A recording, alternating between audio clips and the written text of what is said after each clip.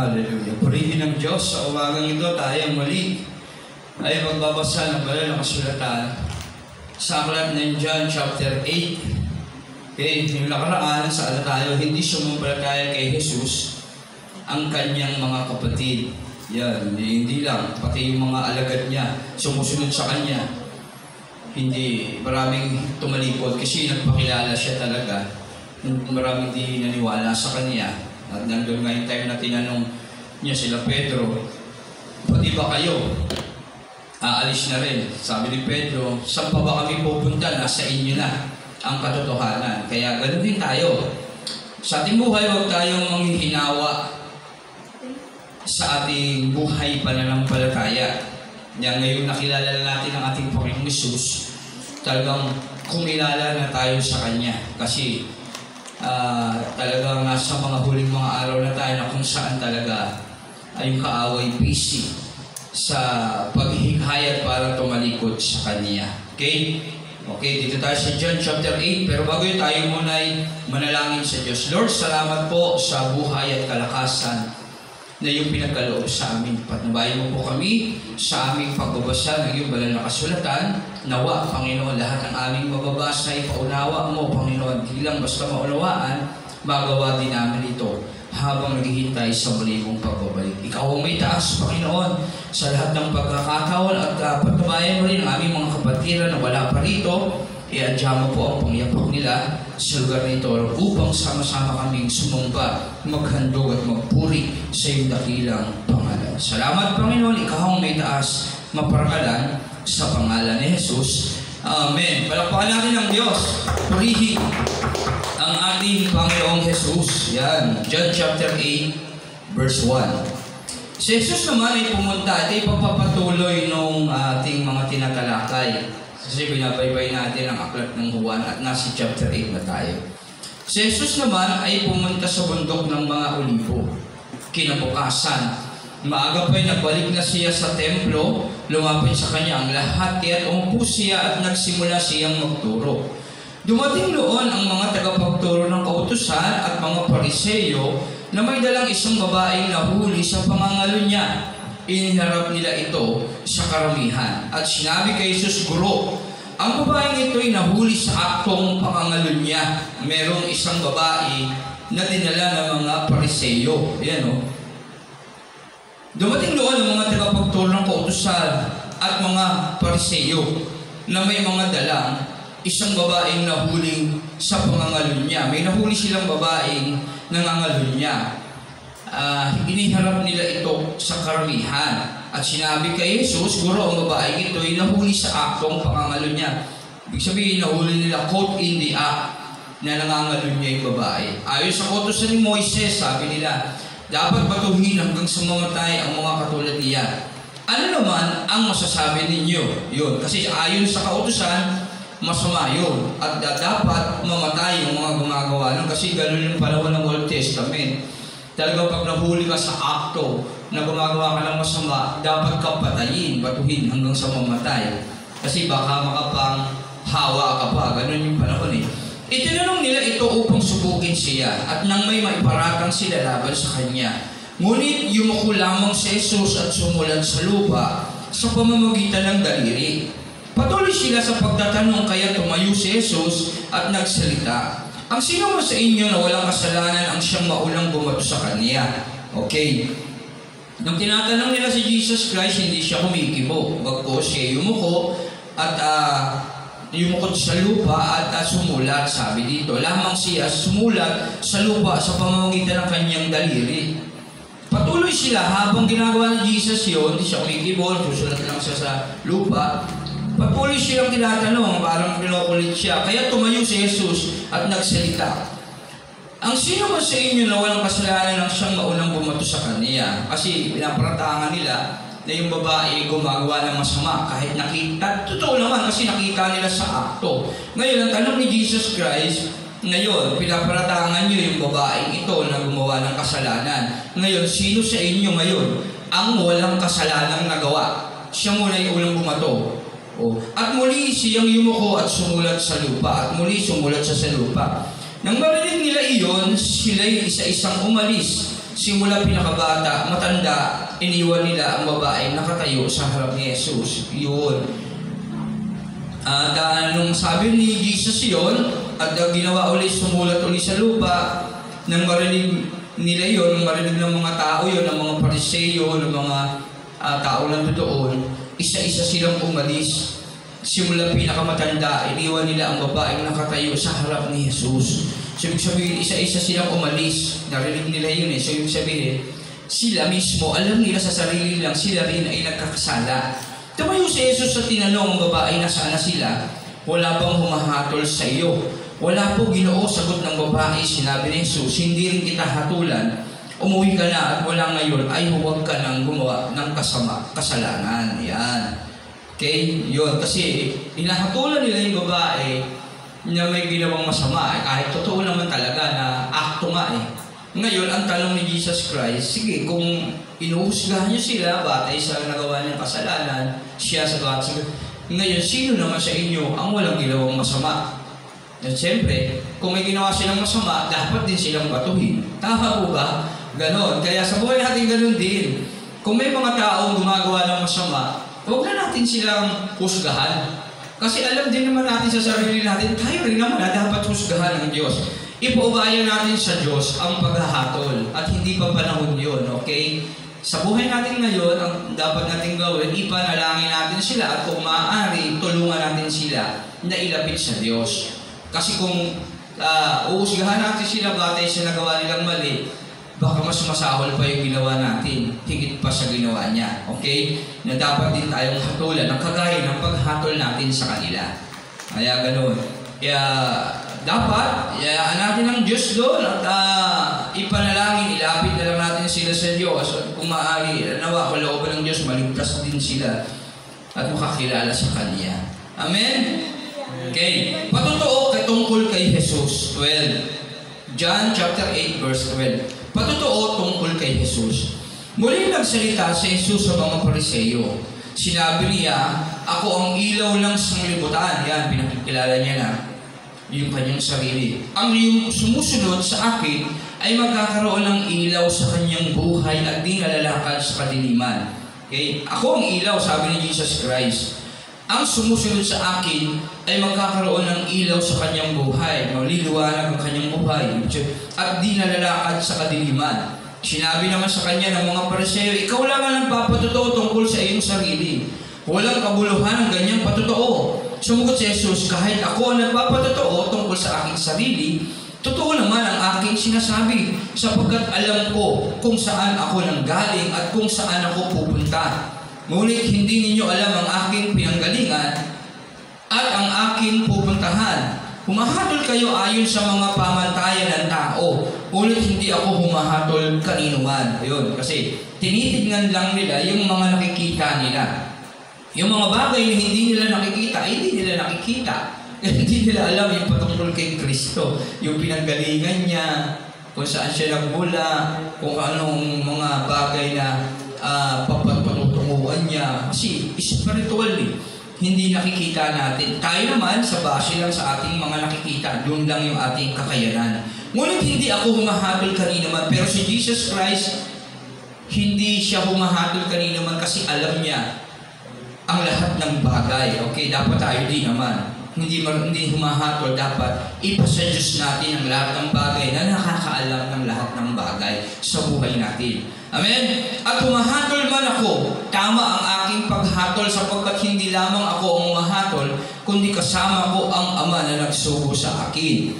Nasusulat sa inyong kautusan na dapat tanggapin ang patotoo ng dalawang saksi. Nagpapatotoo ako tungkol sa aking sarili at nagpapatotoo rin ang Ama na nagsugo sa akin. Kasi wala naman siyang ibang ginagawa kundi ang kalooban ng Ama. At siya ay sumasa Ama at ang Ama ay sumasa Kanya. Kaya ang nagpapatotoo kay Jesus ang Ama.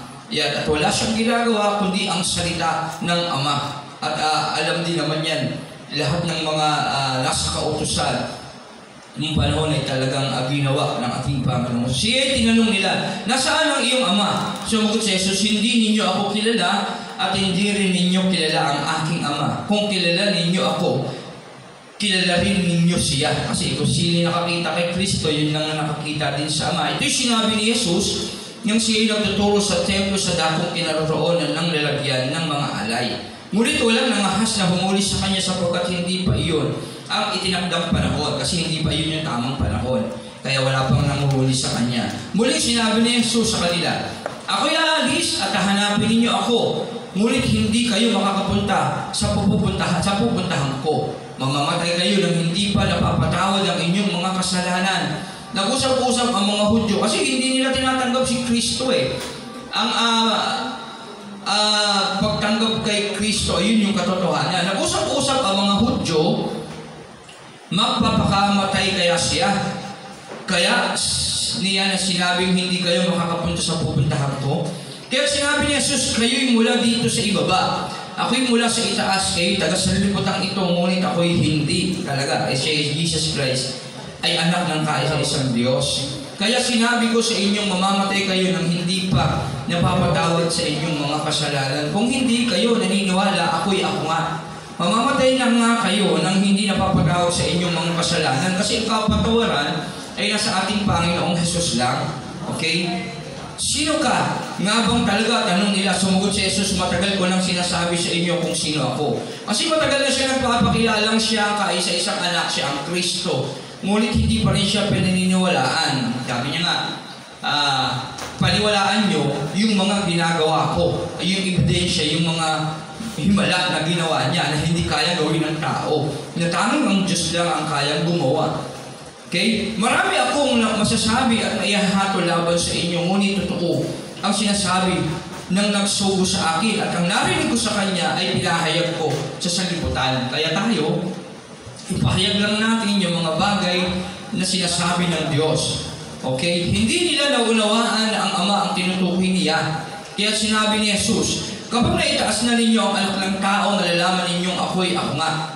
Wala akong ginagawa batay sa sarili kong kapangyarihan. Ang ipinasasabi lamang ng Ama ang siya kong sinasabi. Tandaan natin, walang ibang ginagawa si Jesus Christ, kundi ang kalooban ng Ama na makapangyarihan sa lahat. At kasama ko ang nagsugo sa akin at hindi niya ako iniwan sapagkat lagi kong ginagawa ang kalugod-lugod sa Kanya. Kaya kung ginagawa natin sa ating mga buhay ang kalugod-lugod sa Diyos, kasama natin ang Diyos.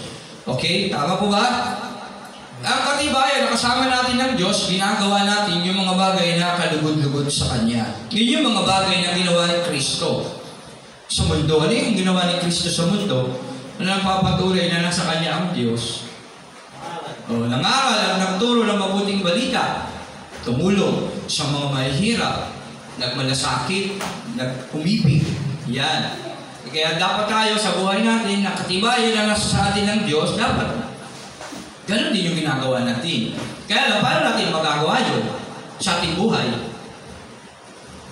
Yung mga bagay na yun, dapat nasa atin yung banal na Espiritu. Kasi kahit anong gawin natin sa sarili natin, hindi natin magagawa yun. Maliban na lamang kung nasa atin ang banal na Espiritu. Kaya tandaan niyo, katibayan na tayo'y ligtas, ginagawa natin ang kalooban ng Ama na makapangyarihan sa lahat. Kasi hindi tayo mismo sa sarili natin ang nag-uudyok nun. Kundi yung banal na Espiritu na tinanggap natin buhat sa Ama sa pangalan ng ating Panginoong Jesus, ang mag-uudyok sa ating gawin yun. Amen? Tama po ba?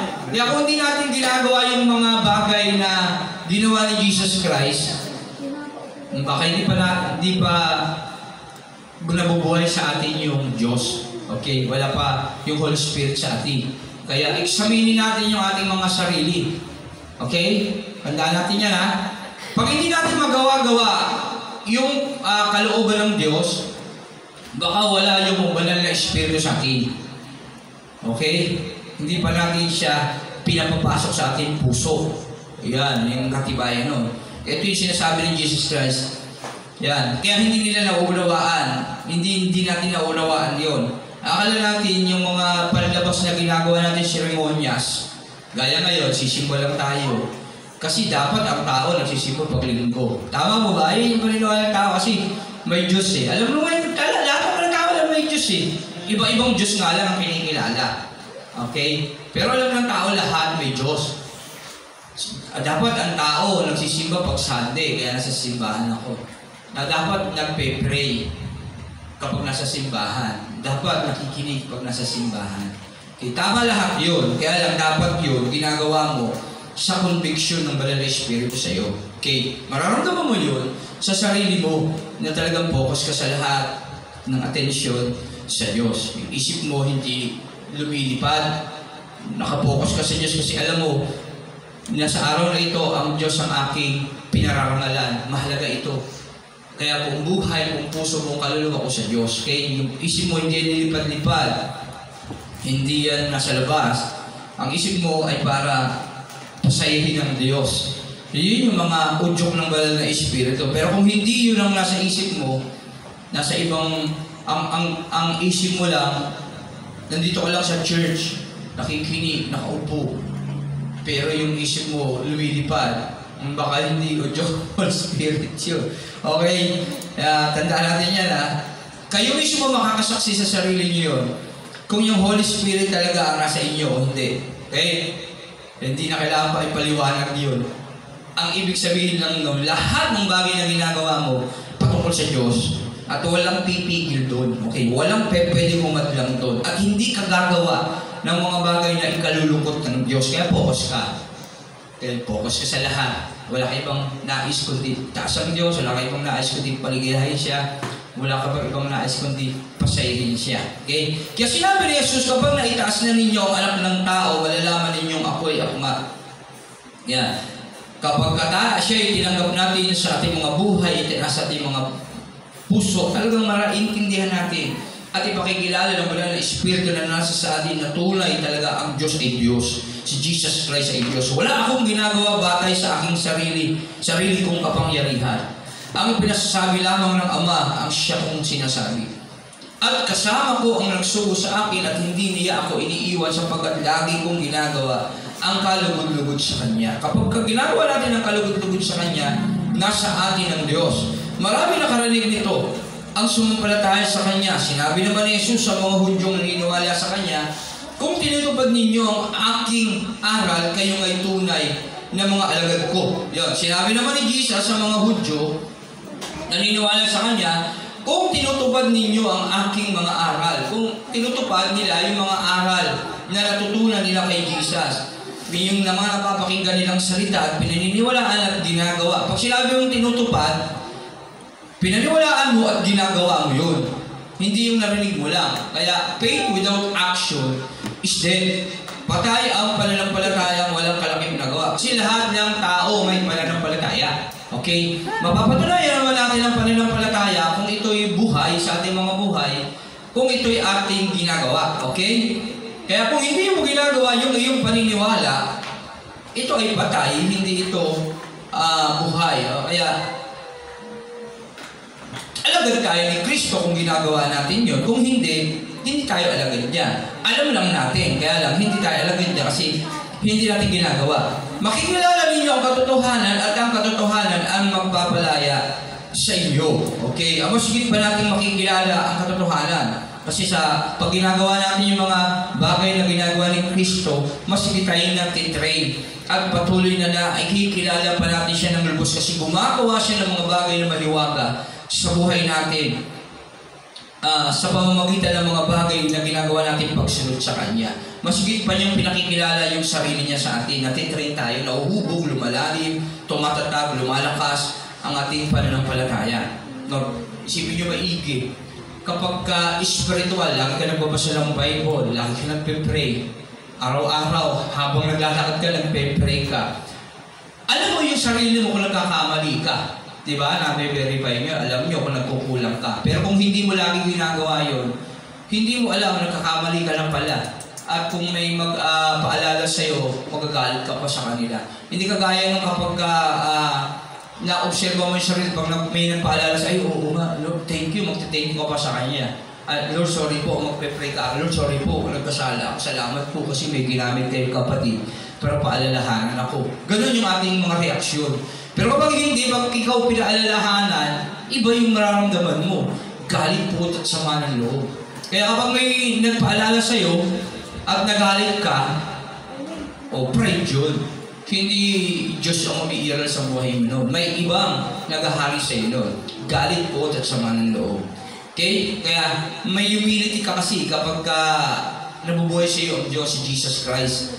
Humble si Jesus Christ eh. Yung Holy Spirit, humble yan eh. Ang bunga ng banal na Espiritu, pag-ibig, katatagan, kahinahunan, pagpipigil sa sarili. Okay? Yan yung mga bunga niya. Kaya kapag may Holy Spirit ka, may bunga, may pag-ibig ka sa puso mo. Mahal mo yung gawain ng Panginoon, una sa lahat. May malasakit ka, ay, ang oras na. Maaga pa lang, magbibis ka. Ganun talaga. Maaga pa lang, malayo pa lang, ano pa lang. Ako nga, Lunes pa rin, inisip ko na agad yung linggo eh. Sa totoo lang eh. Iniisip ko agad yung linggo eh. Linggo ngayon, bukas isipin ko na naman siya. Sino kaya yung ilalagay sa program na? Sino kaya yung gagamitin? Sino kaya yung mga aatin pagpe-pray ko na yun? Ayan, Lunes pa lang. Araw-araw, kada maglalakad, kahit may ginagawa ko, Lord, pagpalain mo yung mga kapatiran namin, lumalim, at itong iglesia na ito. Kahit napaka-simple lang na hindi kaaya-aya sa paningin ng mga tao, kahit paano maayos namin sa abot ng aming makakaya. Lord, yung mga anak mo, huwag mong hayaan isa man ay mamawaglit. Ganun yung mga kaisipan ng mga namulat na. Pero kapag hindi pa ganun ang kaisipan natin, wala tayong pakialam sa iba, ako na si Kristo sa atin. Wala tayong malasakit. Ay, wala pala si Pastor, uwi na lang ako. Ay, linggo ngayon, may church, bakit parang wala? Ay, baka wala nga, uwi. Hindi ka na magtsatsaga maghintay, hindi ka papasok sa church. Ay, sarado yung pinto. Aircon eh. Ito na sinasara yan. Wala sigurong simba. Dati ganun ako eh. Pupunta ako sa church. Pag alam mo malayo mo lang, natanaw ko na yung pinto, sarado. Ay, baka wala sa pastor, uwi na lang ako, sarado yung pinto, walang church. Maaga pa eh. Natural, sarado pa yun. Tama. Hindi ka muna pumunta ko ba? Tao po, may tao pa po dyan. Parang, ayaw mo talaga. Ayaw mo subukan eh. Wala sa loob mo. Ganun tayo, sino yung ganun? Di ba? Karamihan ganun, ayaw lang natin umamin. Sa totoo lang. Minsan pa, lulukoy natin sarili natin, gising ka na ng linggo, maaga, madaling araw pa lang. Ayaw mo lang tumayo, kasi ayaw mo pumunta sa church eh. Tama ba? May iba kang lakad eh. Minsan, nakabihis ka na. Mag-iintay ka pa lang meron sa iyong i-istorbo para hindi ka na talaga makapuntang church. Naranasan ko yan, stage by stage. Napagdaanan ko yan. Ipinakita sa akin ng Diyos yan sa totoo lang. Pero hindi ako naniniwala sa kasabihan, papunta na ako dyan eh, papunta ka pa lang, pabalik na ako, hindi ako ganun. Kasi bakit ako bumalik? May nakalimutan ako, di ba? Kaya lahat yan, naranasan ng mga beginners, naranasan ko yan. Yung mga kaisipan, yung mga gawain, yung mga pinagbabawal na technique, alam ko yan. Yung mga dahilan, alam ko yan. Alam ko, pagkagawain ng pagbibigay noon, pag wala akong pambigay, nagsisiar na lang ako. Nawawala akong bigla, offering. Diba, magpe-pray, pagkadilat, nawala na ako noon kasi wala akong pambigay eh. Nahihiya ako eh. Hindi dapat gano'n, mag-pray ka, wala pagbigay. Lord, salamat. Wala man akong pinansyal na maibigay yung buhay ko, Panginoon. At pag-pray mo yung mga naghahandog. Pagpalain mo yung bawat taong nagbibigay, Panginoon. Higit mo silang pasaganahin sa lahat ng pagkakataon at i-bless mo church na ito, Panginoon. Hindi man kagaya ko na walang paghandog magpapasok ko sa pintuan ng church na ito ng mga tao, mga givers, ng mga generous, ng mga may concern sa biyaya at pagpapala na tatanggap nila sa iyo. Ganoon, gawa na tayo. Suportahan natin yung gawain ng Panginoon. Pag nagpe-pray, tayo ka. Hindi kapag may nagsusunglit. Kung ano ang ginagawa mo, sila nagpupuri. Ikaw, pasimplahin mo yung pagpupuri mo sa Diyos para madinig yung tinig natin, okay? Pag nagpe-pray, yung iba nagkakapi doon, nakadikwatro pa, yung iba puspus na puspus lang, nagtataks na yun, siya nagkakapi. Hindi ganoon. Tama po ba? Ganon yung senaryo minsan sa church. Yun yung katibayan na hindi natin pinaghahari yung Holy Spirit. Okay? Iba doon nagkakapi, nagdidikwatro pa, iba naman, naantok. Iba, talaga pawis na pawis, luhaan, lumuluhod na, sa kakapray dahil may hinihiling sa Panginoon sa lahat, sa buong daigdig. Ikaw hindi ka nakikibahagi. Mag-pray ka rin. Pray with the Spirit. Manalangin ka. Pastor, hindi ko alam sasabihin ko eh. Hindi ka nagpe-pray eh. Hindi, ikaw ang mananalangin sa'yo. Tandaan nyo, ang banal na Espiritu na tinanggap mo sa Panginoon, ang mananalangin sasambit ng mga bagay na hindi mo kayang sambitin. Amen? Paano mo maintindihan? Hindi ka nakikinig eh. Tinuturo ng malinaw, hindi ka nakikinig. Tama? Kaya hindi mo alam gawin. Ganun ang nangyayari sa atin.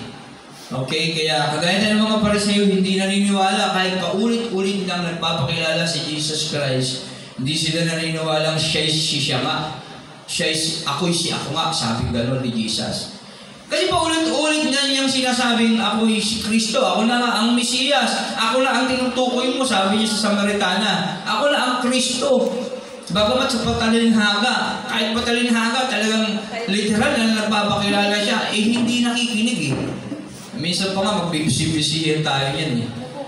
Sa church eh. Kapag nangangaral si Pastor, pag nakarinig na tayo ng mga masasakit na salita na lumalabas sa bibig ng Diyos. Kasi ang salita ng Diyos ay buhay at mabisa. Mas matalas sa ilang tabak na magkabilang talim. Gagawa na tayo ng mga bagay na para hindi natin mapakinggan yung sinasabi ni Pastor. Hindi naman si Pastor nagsasalita lang yung Holy Spirit na nasa kanya. Magbibisi-bisihan ka na yan. Kuwari ba yung ginagawa mo? Ganun ang nangyayari sa church. At na-obserbahan ko yan at napagdaanan ko yan kasi ganun din ako noon. Pero nagsawa ako at napagod ako sa ganung senaryo, sistema ng buhay ko. Lord, sabi ko, pag namatay ako, impyerno ako nito. At ayoko mangyari yun. At sa tagal na panahon na binubuhay mo ko, Lord, ayoko pumunta at humanap sa iyo. Pag tinanong mo ako, ano ginawa mo sa mundo? Kasi 2 Corinthians 5:10, lahat tayo maharap sa hukuman ni Kristo at katanggap ng hatol base sa ginawa natin mabuti at masama noong tayo nabubuhay. Ano sasabihin mo pag humarap ka na kay Kristo? Wala kang masasabi. Hindi ka pwede magsinungaling. Kung may projector, may PowerPoint doon, high-tech doon. Wala nga lang mga marites doon. Tama, kasi sabi ni Long Nia nung tinanong siya, di ba? Kung ikaw naging presidente, anong gagawin mo sa bansang Pilipinas? Magkakapahalat ako ng mga marites. para hindi pa nangyayari isang bagay, alam na. Walang marites sa langit, pero high-tech ang gamit doon. Talagang lahat alam. Okay? Kaya kung meron tayong CCTV doon, higit pa. Kaya ang gawin natin, magtapat tayo sa Diyos hanggang tayo nabubuhay. Sabihin na natin yung mga dapat natin sabihin sa Diyos, hilingin yung mga dapat hilingin. Okay? Kaya tandaan natin yan. Maging totoo tayo sa Diyos at maging focus. At pakinggan natin ang kanyang salita, intindihin natin. Buksan natin ang isip natin, ating puso. Kasi anytime, pwede na bumalik siya, baka hindi pa tayo maligtas. Sayang. Binigyan ka lang ng pagkakataon ng Diyos na maligtas, nasa church ka na. Binigyan ka lang ng pagkakataon mapakinggan ang kanyang tinig. Sabi ng Hebreo 4:15, Hebreo 3:15, Hebreo 4:7. Kapag ang salita ng Diyos ay iyong narinig, ang iyong puso, huwag mong patigasin. Hanggat ang araw ay matatawag pang ngayon. Kagaya ngayon. Ang araw ay ngayon. Mamaya, paglabas mo sa pintuan ng church na yan, iba na yun. Tama? Andiyan dyan na yung mga kaibigan mo. Dyan na yung mga magulang mo, kapatid mo, asawa mo, anak mo. Ano maaaring gamitin ng kaaway para sa iyo. Tama ba? Kaya, paano kung tumapat na nag-aaway kayo ng pamilya mo, dumating si Kristo? Tama ba? Paano kung tumapat, niyaya ka ng kaibigan mo, kalalabas mo ng church, gumawa kayo ng masama? Sa tingin nyo, anong mangyayari sa inyo? Christian ka. Di ba? Ligtas ka ba? Sa tingin nyo lang kayo sumagot. Kaya ang kaligtasan, ang pangakong kaligtasan ng Diyos, hindi yan nawawala. Sa totoo lang. Ikaw ang nawawala sa Diyos. Tayo ang nawawala sa Diyos. Isipin nyo maigi sinasabi ko. Anong mangyayari sa iyo kapag ganun ang datnya ng Diyos? Kaya sabi naman ito, mapalad ang aliping datnya ng kanyang Panginoon na tapat niyang ginagawa ang kanyang tungkulin. Okay? Hindi tayo pwede magtago sa Diyos. Alam ng Diyos yung laman ng isip natin eh. Lord, magtatrabaho ko ngayon. linggo kasi para tumulong ako sa church. Ang ganda ng layunin mo. Ang tanong, may nasusulat bang galon? Sino ng desisyon ng tama? Sabihin mo, ikaw lang desisyon nun. Pag dinala ka ng Diyos, ano lang, kung nanguusga ka lang, sa totoo lang, ano sasabihin mo? Hindi ka maliligtas, sa totoo lang. Pero ganun pa man Diyos ang nakakaalam na ng ikaw, kasi alam ng Diyos yung laman ng isip at kung totoo nga naman, ay yung concern mo talaga ay pagmamahal sa gawain ng Panginoon, ay ang kaloob mo ay giving. O pwede yun. Para sa akin kung ako ang tatanungin, para sa akin, pero hindi ko sinabing sabi ng Diyos. Kung hindi ako nagkakamali. Yun ang kaloob mo, giving Pero dapat yun ang gawin mo. Kung ikaw ay busy paglinggo, tatrabaho ka paglinggo, yung buong buhay mo, puro trabaho ka, baka giving ka, tinatawag ng Diyos, suportahan mo yung gawain ng Panginoon. Paano kung pagdating ng gawain, tipid na tipid ka din sa pagbibigay, hindi ka pala giving. Baka may ibang gift ka, baka tagapangaral ka, o hindi mo ginagawa, o kaya baka tagapaglingkod ka, hindi mo ginagawa. Tama po ba? Baka pwede kang strong leader. Hindi mo ginagawa. Paano yun? Tinatanggal ko ang sangang hindi namumunga. Sabi ng John 15. Tama mo ba? John 15. Inaalis ko ang sangang di nagbubunga. Pag ganon, tinatapon. At pagka tinapon, natutuyo, sinusulog. Yun ang nakakalungkot isipin. Sa ngayon na nakadikit sa puno. Ibig sabihin, Christian yun. Na tumanggap sa paghahari ng Diyos na tinanggal. Kasi nga, hindi nagbunga.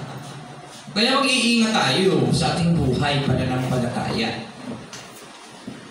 Dapat, ngayong nakilala natin ang ating Panginoong Jesus, gawin natin yung mga bagay na dapat nating gawin para higit na maparangalan siya sa ating mga buhay. Pero kung hindi natin ginagawa yun, baka wala pa tayong assurance of salvation.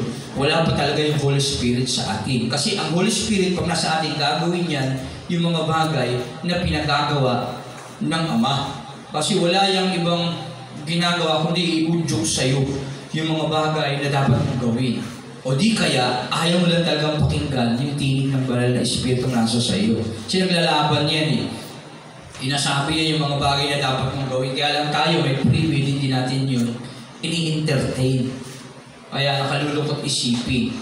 Yan, dinideny natin yung salita ng Diyos. At nakakalungkot, pag tumagal, inabutan tayo ng kamatayan ng gano'n, yun yung tinatawag na pagpighati sa banal na Espiritu. I-deny mo siya. Nilapastangan mo siya, hindi mo siya pinaniwalaan, hindi mo siya pinakinggan. Hindi lang yun, sumamba ka pa sa Diyos-Diyosan, sa mga rebulto, sa demonyo. Ayun ang paglapastangan sa banal na Espiritu. Yung hindi mo pinakikinggan, yung tinig ng Diyos na dapat mong gawin, sa halip, pinakinggan mo yung tinig ng Diablo na yung ginawa. Kalayawan, pagkahumaling sa salapi, yun yung paglapastangan sa banal na Espiritu. Pagsampa sa Diyos-Diyosan, yun. Kasakiman, isang uri ng pagsampa sa Diyos-Diyosan na tanging tayo ang magbebenepisyo. Tama po ba? No, hindi natin ang salita ng Diyos. Masakit talaga ang salita ng Diyos. Ako nga, sa totoo lang, ayaw magtuturo. Kaya lang, kung di naman ako magtuturo at mangangaral, magkakasala naman ako. Baka pagharap ko sa hukuman ni Kristo, Lord, sorry po. Kasi tinutusan mo ko, hindi ko po sinunod. Wala akong karangalan. Baka sabihin pa sa akin, lumayas ka, you evildoer.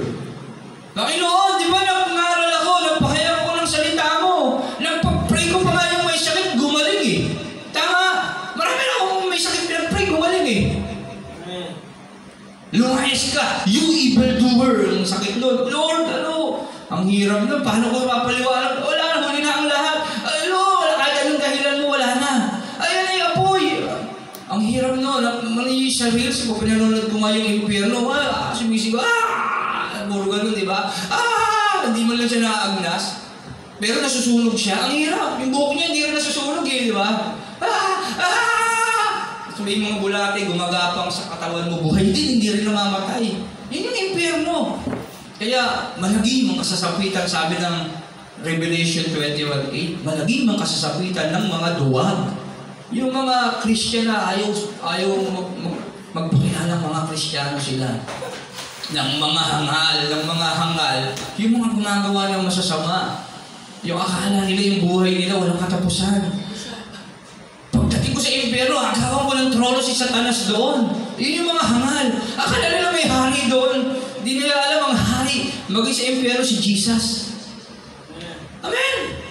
Hindi hari si Satanas. Bilanggo siya doon. Bibilanggo siya at para sa kanya yung impyerno. Ngayon wala pa laman yun, pero darating ang araw mapupuno yun. At sama-sama yun, hindi para sa atin. Kaya isipin natin yun hanggat may panahon pa. Kaya nawa, yung mga Christian, mas maging agresibo sa lahat ng pagtatrabaho patungkol sa Diyos. Kasi dahil rin ang aanin nito pagdating ng panahon. Yan. 32, makikilala ninyo ang katotohanan at ang katotohanan ang magpapalaya sa inyo. Kaya nawa, makilala natin higit ang katotohanan si Jesus. Okay, sumugot sila, kami ay mula sa lahi ni Abraham at kailan may hindi kami naalipin ni numan. Paano mo masasabing palalayain kami? Sumugot si Jesus, baka tandaan ninyo ang namumuhay sa kasalanan ay alipin ng kasalanan. Kaya tayo kung nagpapatuloy sa pagkakasala, alipin ng kasalanan. Kaya sa lahat ng pagkakataon, pag tuwan-tuwa ka pa, nagkakasala ka, nakakapag-invite ka pa, sabi ng Roma 1, at natutuwa pa ng iba ay gumagawa nito, kabahan ka na. Baka ginagamit ka ng kasangkapan ng demonyo. Halimbawa, Christian ka, hindi ka may tungkulin ka sa church, iniwanan mo, tapos yung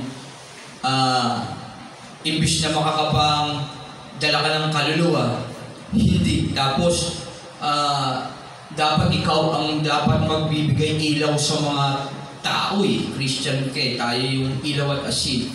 Kaya lang, hindi mo ipakita yung pagiging Kristiyano mo. Mali yun. At hindi ka lumalakad sa katotohanan, sa liwanag. Kaya yun, nagiging sanhi ka ng pagkakasala. Kaya tandaan natin yun. Ang namumuhay sa alipin ng kasalanan ay namumuhay sa kasalanan ay alipin ka pa rin ng kasalanan pagka ganun. Ang alipin ay hindi kabilang sa pamilya habang panahon. Biluin yun. Kapag tayo patuloy na gumagawa ng pagkakasala kahit ay Christian, alipin tayo ng kasalanan. At ang sabi rito, ang alipin ay hindi kabilang sa pamilya. Hindi ka pamilya ng Diyos sa habang panahon. Subalit ang anak ay kabilang magpakailanman. Pero kapag ikaw ay hindi alipin ng kasalanan, anak ka, magpakailanman ka. Kabilang ka ng pamilya. Kaya tayo pagka alipin ng kasalanan, hindi tayo habang panahon kabilang sa pamilya ng Diyos. Kasi nagpapaalipin ka pa sa kasalanan dapat hindi na nga Subalit ang anak ay kabilang magpakailanman. Kayo'y tunay na lalaya kapag pinalaya kayo ng anak. Okay? Kaya tayo, lapit tayo kay Jesus Christ. Kung tayo talagang alipin ng kasalanan, tanggapin natin siya, confess tayo sa Kanya, at siguraduhin natin talaga na pinakikinggan natin siya. Ang Holy Spirit talaga ay imbitahan sa ating mga puso. Nalalaman kong mula kayo kay Abraham, ngunit pinagsisikapan ninyo akong patayin. Alam niya kasi lahat naman sila doon ng mga Hudyo ay galing kay Abraham. Sapagkat ayaw ninyong tanggapin ang aking mga aral kasi siya na nga yung pinadala ng Diyos. Siya na nga ang Kristo. Pinakita niya sa kanyang mga gawa. Ngayon lang kasi dahil siya anak ng isang karpintero, hindi nila matanggap yung pangangaral ni Jesus Christ na sila'y nasasatawan dahil sa kanilang mga pride, sa kanilang mga pagnanais na maging tanyag, maging dakila. Sa totoo lang, yun yung dahilan. Kaya yung pride sa ating mga puso, yun yung dahilan kung bakit hindi natin masunod yung salita ng Diyos. Marunong pa tayo sa Diyos Minamanipula natin yung mabuti. Kaya nakakatakot yung kautusan talaga. Yun yung ginagamit ng diablo para maging kasalanan Sa totoo lang ang kapangyarihan ng kautusan ay kasalanan. Ayan, totoo. Kasi alam natin yung mabuti, tayo gagawa nun. At alam natin, pangunahan natin ng Diyos. Tama, ito Diyos, di ba? Ito yung gagawin ko, di ba? Tama naman ito, mabuti. Kaya Kaya nga ang tao na hindi tunay nakakakilala sa Diyos, ganito ang dahilan sa buhay. Ang paniniwala niya, gumawa lang siya ng mabuti, maliligtas na siya. Kasi minamanipulan niya yung mabuti, hindi niya kailangan ng Diyos. Yun yung paniniwala niya. Kaya tayo mga Kristiyano, mga born again na Christian na tinatawag, kaya tayo nagsisimba, kasi ligtas na tayo. Hindi para simba, samba. Kaya tayo dito sa church na sumasamba sa Diyos, kasi ligtas na tayo. Tandaan niyo ito hindi ka pumupunta sa simbahan para maligtas. Hindi ka nagsisimba para maligtas. Ang pagsisimba o pagsamba ay gawain ng mga taong ligtas na. Kaya siguraduhin mo sa buhay mo yan kung pag nasa church ka. Kung ito ba ay ginagawa mo dahil ligtas ka, o ito ba ay ginagawa mo para ka lang maligtas. Magkaiba si dalawang bagay na yun. Kaya sinabi yun ito, yung mga tao nito na tumutuya kay Kristo kasi alam nila yung kautusan, ginagawa nila yung kautusan sa paniniwala nilang yun ang kaligtasan. Yung pagsunod nila sa kautusan ni Moises. Hindi nila alam, ang tunay na kaligtasan ay na kay Kristo. Hindi sila makakagawa ng mabuti na dahilan ay kalil kasi dugo nila ay madumi. May kasalanan. Okay? Kailangan ng lahat ng tao si Kristo para mahugasan yung dugo ng makasalanan. Kailangan tanggapin si Jesus Christ. Kaya nga siya dumating. Hindi nila maintindihan yun. Basta ang alam lang nila, sinusunod nila yung kanilang mga ninuno, yung kautusan ni Moses. Yung tinanggap ni Moises sa bundok ng Sinai. Yung mga kautusan na ginawa ni Moises, yung mga bawal lang ganito, bawal lang gano'n. Yan. Doon sila maliligtas sa paggawa nila ng mabuti. Mabuti yun kautusan yun, utos ng Diyos yun, mabuti yun. Kaya lang, hindi mo magagawa yun sa sarili mo. Okay? Maging tayo man ngayon, hindi natin kayang gawin yun. Paano tayo nagiging matuwid sa paningin ng Diyos? Dahil ba sa paggawa mo ng kabutihan? Dahil sinunod mo yung 10 Commandments? Ang tanong, nasunod mo ba yung 10 utos kaya ka naging matuwid? Sino ang nakasunod ng 10? Sino yung gumalang ng magulang? Wala, di ba? Doon pa lang sablay na tayo Tama? Sino hindi nagsinungaling? Kahit isang beses. Di ba? Doon pa lang sablay na tayo Walang makakagawa noon.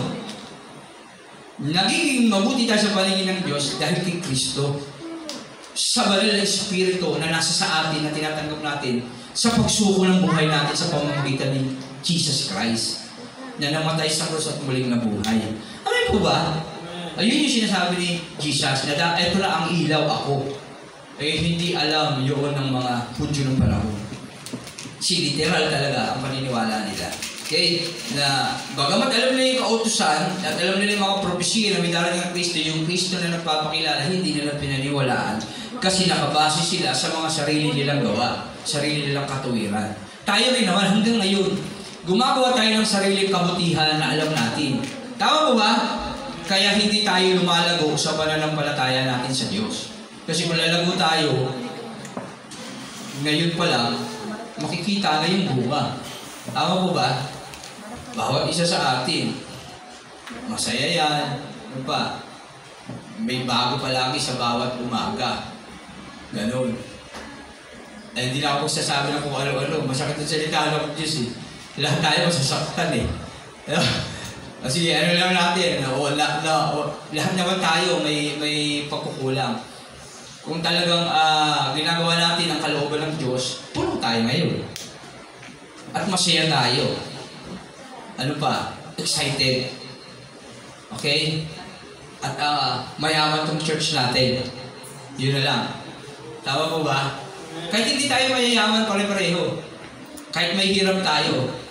Kung talagang nabubuhay tayo sa buhay ni Jesus Christ, masaya yung church, puno yung church ng mga taong sumasamba sa Diyos, mayaman yung church. Puno-puno ng pagpapala at gagamitin ng Diyos sa pagpapala to sa mga kapuspalad na pinakamamahal ng Diyos. Okay? Kasi tayo, wala naman na tayong hahanapin pa sa Diyos sa totoo. Ano ba yung hahanapin pa natin sa Diyos kung ang Diyos ay nasa atin? Tama ba? Ano ba yung hahanapin mo pag nasa iyo yung Diyos? Gusto mo ba bang yumaman ng higit? Gusto mo ba bang makamta ng lahat ng mga biyaya? Nasa iyo na yung Diyos.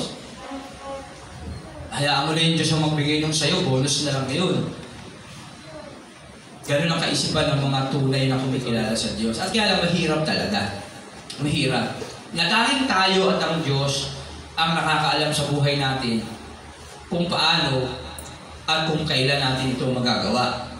Pero tayo pa rin ang magdidesisyon yan sa buhay natin kasi tayo ay may free will. May hirap yun. Kaya mo bang talikuran yung magulang mo para sa Diyos?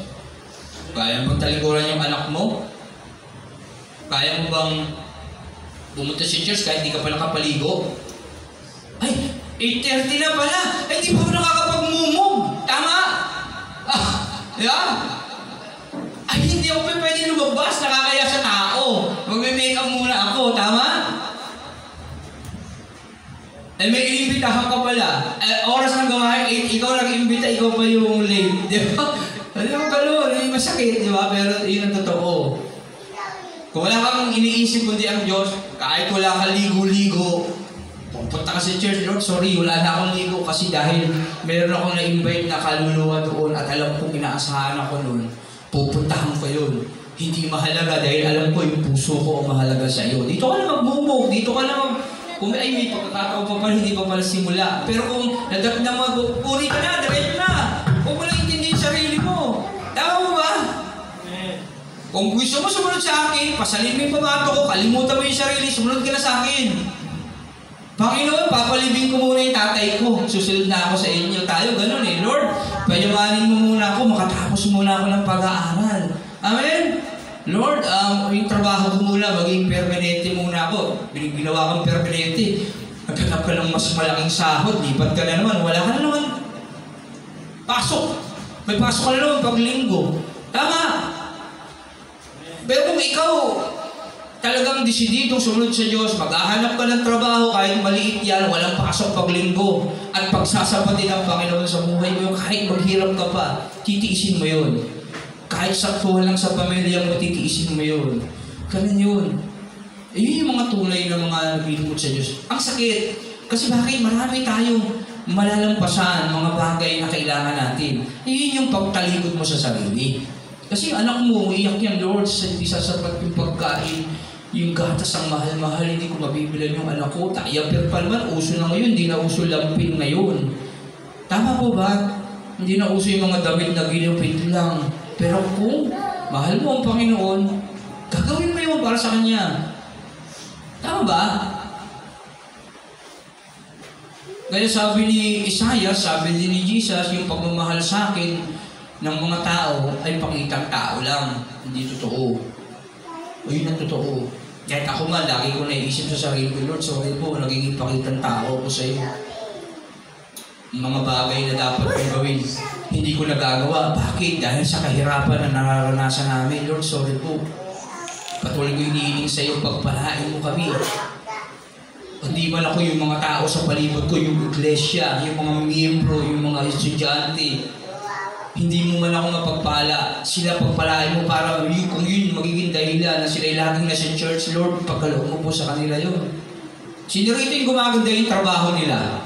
Sino yung gumagaling sa sakit at karamdaman?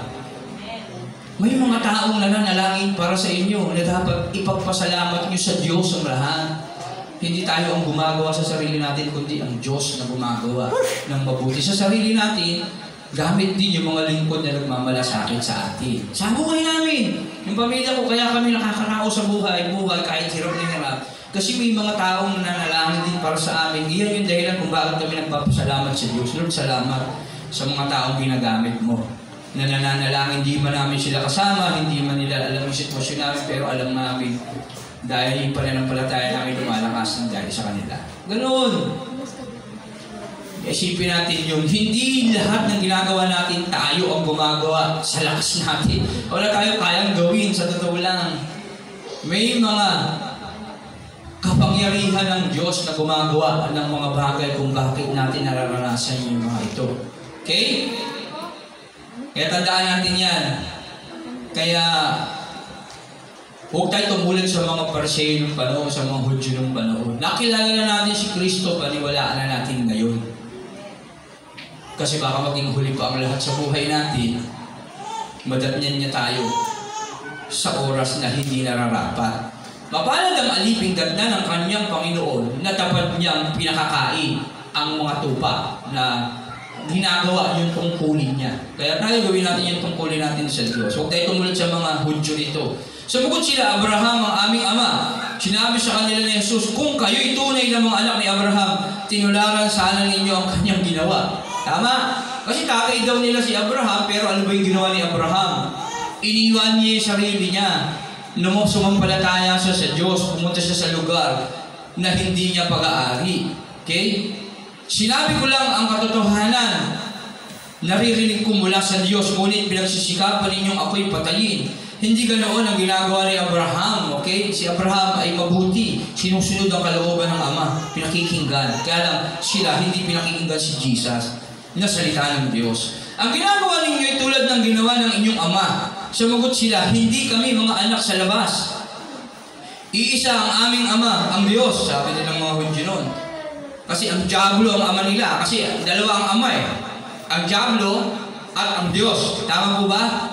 Kapag ang ama nila, ang Diyos, sinusunod nila yung kalooban ng Diyos. Kung Diablo ang ama nila, hindi talaga sila susunod sa kalooban ng Diyos. Kaya hindi nila pinakikinggan si Jesus kasi meron silang ibang ama na sinusunod. Walang iba kundi yung Diablo. Sinabi ni Jesus, kung talagang ang Diyos ang inyong ama, inibig sana ninyo ako. Kasi siya ay salita ng Diyos eh. Sa buhay din natin ganoon. Kung talagang ang Diyos ang ama natin, susundin natin yung yapak ni Jesus Christ. Okay? Sapagkat sa Diyos ako nanggaling, hindi ako naparito sa sarili kong kagustuhan, kundi isinugo niya ako. Kasi wala siyang ibang sinasabi, kundi salita ng Diyos. At pinatotohanan niya, maging yung mga tao, walang maisumbat sa Kanya, walang maiparatang sa Kanya. Bakit din ninyo maunawaan ang sinasabi ko? Hindi ba't ito'y dahil sa ayaw ninyong tanggapin ang tinuturo ko? Ganun din tayo. Kaya ayaw natin paniwalaan, ayaw natin tanggapin yung tinuturo ng Diyos sa atin. Ang Diablo ang inyong ama. Yan, tinukoy niya na, 44. John 8:44. Ang Diablo ang inyong ama. At ang kagustuhan niya, ang ibig ninyong gawin. Noon pa man ay mamamatay tao na siya. Kasi namumuhi sila kay Jesus Christ eh. Sabi kapag namumuhi ka sa iyong kapatid, isa kang mamamatay tao. Kaya tatay mo, Diablo. Kaya tayo, mahalin natin yung ating mga kaaway. Yung mga totoo lang, hirap, no? Kaya dapat natin mahalin yung ating mga kaaway, alagaan sila. Ako nga sa buhay ko, may mga bagay na nagtatalo talaga eh. Yung mga, lalo na minsan sa pamilya nyo, di ba? May mga kinaiinisan ka. Ako din, sa amin din. Kasi may mga hindi magandang pangyayari sa pamilya eh. Pero dahil alam mo yung salita ng Diyos, Lord, salamat kasi may salita ka, hindi ko magagawa din kamuhuyan talaga ng tuluyan. Konti lang. Hindi ka pa nagtapat. Di ba? Kasi alam ko, salamat sa Panginoon, nagigising ka lang, sorry po, kasi masama pala ito, nagagalit ako sa kapatid ko. Tama, paano wala salita ng Diyos? Di ba? Ama mo niya yung Diablo. Kaya ganun. Kaya dapat mahalin natin ang ating pakitaan natin mabuti yung mga kapwa natin, lalo na yung mga maaway sa atin. Pag malasakitan natin, huwag lang natin pansinin yung mga pumapansin sa atin. Yung mga umiibig sa atin. Huwag lang natin yun ang papansinin natin, alagaan natin. Alagaan natin yung mga hindi umiibig sa atin. Para maipakilala natin yung Diyos sa buhay natin. Pag nanghingi siya, bigyan pa natin ng higit. Ganun yun. Kaya nga, kapag hiningi yung balabal mo, ibigay mo, kahit taklamig pa yun. Sabi ng Bible. Bروin mo yun ha, ang lamig nun. Bibigay mo yung balabal mo sa kanya. Pagka sinampal ka, bigay mo pa yung kanan. Huwag kang kaganti. Ibig sabihin, yun yung kaliligaya niya eh. Ibigay mo yung kaligayahan niya. Ito pa ay, nagloloko ka pa. Suntokin ka na lang, hindi ka nasampal. Pero nangiinis ka pa talaga suntokin ka na agad doon. Kasi yun yung kaliligaya niya. Ibig sabihin, huwag mo suklian ng mabuti. Ayaw ng masama ang masama. Gantihan mo ng mabuti. Yun ang ibig sabihin. Kaya, mahalin natin ang mga tao sa palibot natin. Kahit na hindi maganda yung asta nila sa atin. Kagaya nung nakaraan Sunday. Kapag ginawa natin yun, Diyos ang bahalang gumanti sa kanila. Kasi ang Diyos ang hahatol, huwag tayo. Kapag nagalit ka sa kanila, hindi na yung parurusahan ng Diyos. Sa Kawikaan, sinabi yun. Hindi na sila paparusahan ng Diyos. Kasi inunahan mo na, hinusgahan mo na eh. Hindi na sila paparusahan, umaksyon ka na eh. Kawawa naman yung pag inaksyonan ka ng Diyos yun, inaksyonan mo na eh. Gumanti ka na eh. Tama ba? Anong Kawikaan yun? Kawikaan? 7:35 ba yun? O baliktad ako? Yung gagantihan mo yung masama, hindi na paparusahan ng Diyos yun. Kaya kapag may umaway sa'yo, gantihan mo na nilang mabuti. Pero huwag mo naman ipanalangin na sumpahin siya ng Diyos. Kasi sa lahat ng pagkakataon, alam ng Diyos ang dapat niyang gawin. Magtiwala tayo sa Kanya. Amen? Ayaw ninyong maniwala sa akin sapagkat katotohanan ng sinasabi ko sa inyo. Sino sa inyo ang maaaring magpatunay na akong nagkasala? Naku, dapit na pala. Basahin na natin. Sino sa inyo ang maaaring magpatunay na ako'y nagkasala at kung katotohanan ang sinasabi ko, bakit ayaw ninyong maniwala sa akin? Ang mula sa Diyos ay dumirinig ng mga salita ng Diyos. Subalit, ayaw ninyong makinig sa akin sapagkat kayo'y hindi mula sa Diyos. Sinabi ng mga Hudyo kay Jesus, hindi ba tama ang sinasabi namin ikaw ay Samaritano at sinasapian ng demonyo? Sumagot si Jesus, hindi ako sinasapian ng demonyo, pinararangalan ko ang aking Ama, ngunit ako'y nilalapastangan ninyo. Hindi ako naghahangad na ako'y parangalan. May isang nagsisikap na ako'y parangalan at siya ang nagpapasya. Pakatandaan ninyo, ang tumutupad ng aking salita ay hindi mamamatay kailanman. Sinabi ng mga Hudyo, ngayon natitiyak namin sinasabihan ka nga ng demonyo. Kasi hindi nila intindihan sinasabi ni Jesus Christ. Namatay si Abraham at ang mga propeta. Ngunit, sinasabi mong hindi mamamatay kailanman ang sinong tumutupad ng iyong aral. Mas magaling ka pa ba kaysa sa aming amang si Abraham? Siya namatay gayon din ang mga propeta. Ano ba ang palagay mo sa iyong sarili? Sumugot si Jesus, kung ako ang nagpaparangal sa aking sarili, walang kabuluhan iyon. Ang nagpaparangal sa akin ay ang aking Ama at sinasabi ninyong siya ang inyong Diyos. Hindi ninyo siya kilala, ngunit siya kilala ko. Kung sasabihin kong hindi ko siya kilala, ako'y magiging sinungaling na tulad ninyo. Subalit kilala ko siya at sinusunod ko ang kanyang sinasabi. Natuwa ang inyong amang si Abraham nang malaman niyang makikita niya ang araw ng aking pagdating. Nakita nga niya ito at siya'y nagalak. Dahil dito'y sinabi sa kanya ng mga Hudyo, wala ka pang 50 taong gulang. Paano masasabing nakita mo na si Abraham? Kasi bata ko si Jesus. Si Abraham noong pa nabuhay. Sumagot si Jesus, pakatandaan ninyong bago pa ipanganak si Abraham, ako na. Nagsidampot sila ng bato upang siya'y batuhin, ngunit nagtago si Jesus at lumabas ng templo, namiwas din siya, di ba? Kasi may concept talaga na kailangan natin umiiwas din. Si Jesus ganoon din. Iiwas tayo. Sabi nga, kung gusto mong pag-ingatan ka, mag-iingat ka. Kaya okay din. Ingatan natin ating sarili tayo. Pag-ingat si Jesus kasi ganoon din. Pero sa sinabi niyo, kasi alam niya na papatayin siya, wala pa sa panahon. Okay, kaya umiwas siya. Kaya ganoon ang nangyari. Okay, dahil wala tayong oras, dapat simulan na tayong worship ngayon. Pang wala yung mga kapatiran, tapusin na rin natin ito. Salamat sa Panginoon. Yan, hindi na tayo mula magpatanong. Okay? Kasi wala tayong oras.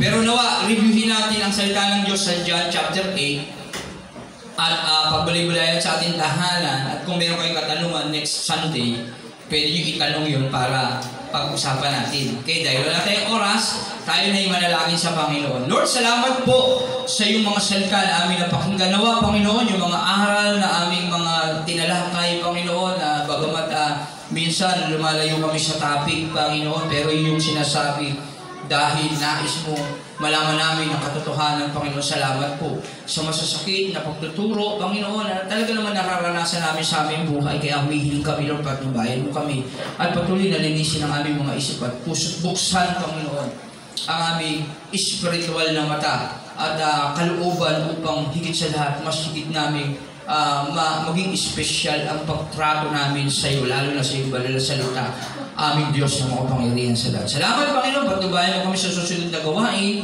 Nawa maging matagumpay aming pagpupuri na ikaw, Panginoon, ay aming maitaas sa aming buhay nito. Salamat sa iyo namin binabalik ang aming parangal at papuri sa pangalan ni Jesus. Amen. Amen. Palakpakan natin ang Diyos. Purihin ang ating Panginoong Jesus at tayo pwede nang magsiyang na bago tayo magsimula magpuri sa Diyos. Ano na? Sino yung isang reader natin? Pia. Wala pa si Pia.